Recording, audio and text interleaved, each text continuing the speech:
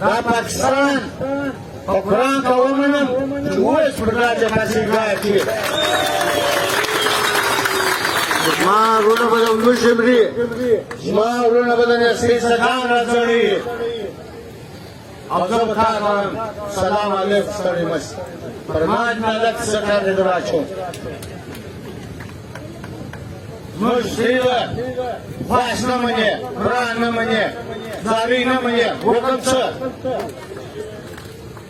یو سړی دلته نه دی راغلی شتې په ناکاست تی ناجایز کوي بیا ولې برګډېر سوچ نه پرلګې بیا ولې دا ایمای وو دا عیسائی میجرانو کرنیلانو سوچ نه پرلګوي دا موږ ته معلومه ده چې د دې هر شي سزا به موږ ته راکول کېږي هېچ چا ته نه ورکول کېږي موږ ته به راکول کېږي موږ هر سزا ته تیار یو خدا ورته وایو چې دا د دې ځای څخه کفنونه نه یې راغوښتي جنازې دې نه یې پورته کړي یا دې دا لار نه یې کړې دا سره په ولاکه سره کښېږي دا وایه زه به دلته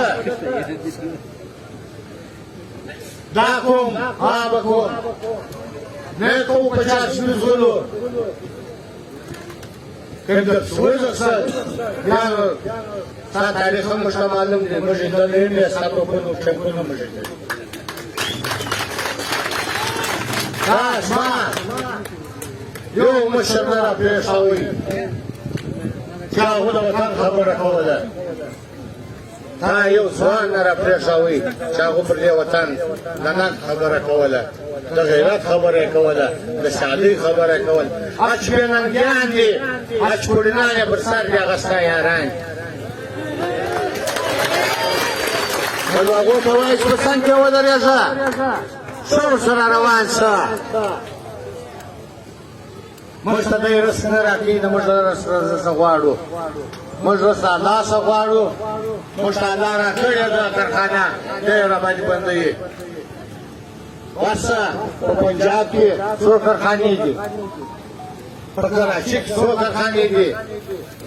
د پښتانه هغه سبام وګوره سبام وګوره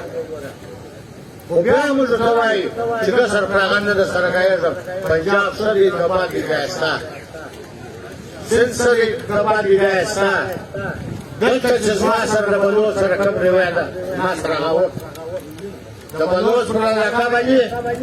یو شی نه دی بند دلته موږ یې وینو قابلي موټران ورکوو په پټه کې راکړي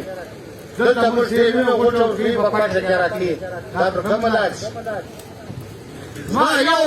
مشران یې ورته وایي چې وروره دا څنګه سره دلته ولې یې دلته ولې دا نظام دی که ته دا وایې ته ماش یې ته بې شرمه هر نظام در باندې لګوي و هر نظام ته تیار یو و هر څه لیکه ته تیار یو د فیسبوک و هر شي ته تیار یو دا د لا لکه وایه او دا پیکې دي چې جوړ کړي دي دا د خپله موره نه دي پیدا د خپله پلاره نه دي پیدا دا رمونې دي رمونې ټول عمر پر عزتمنو د بې عزته خیال کوي دا موږ ته وایو سپیکري والا په تاج قرآن پسې په تاج خدای پسې تاج معاینه ته لاړ چې په دنیا یې شی راته جوړوی شي هغه جوړوه په دې به نه سره خطا باسو د خواره هغه به وچلوله بهر یارانو ټول چې دا څلور پنځه پیپایان واچوه خیر خیال ته یې ورته وګوره ته یې ورته وګوره دا پرې وچاپوه د یو ګرفتاره کړه ستا خانه چیرې وي ټوله شی سزا وي د خدای په قرآن په لا اله ستا بلتونه زه در وښیم خلکو د شهپت څخه ناجایز پیسې راخلي لکه غوسه اچول چې هر څوک بیریږي ځي هماغه یې شته هېڅ چا په اوږه باندې زه کار نه کوم هېڅ چا په اوږه ته مدد نه غواړم دا کار زما نه دی دا کار راشه اسانه دی نن ما په مخالفت څه دي نن زه ورته ولاړ یم ولې چې اوس هر خبره کوې هر یو خوراکي ژوندی د دی ده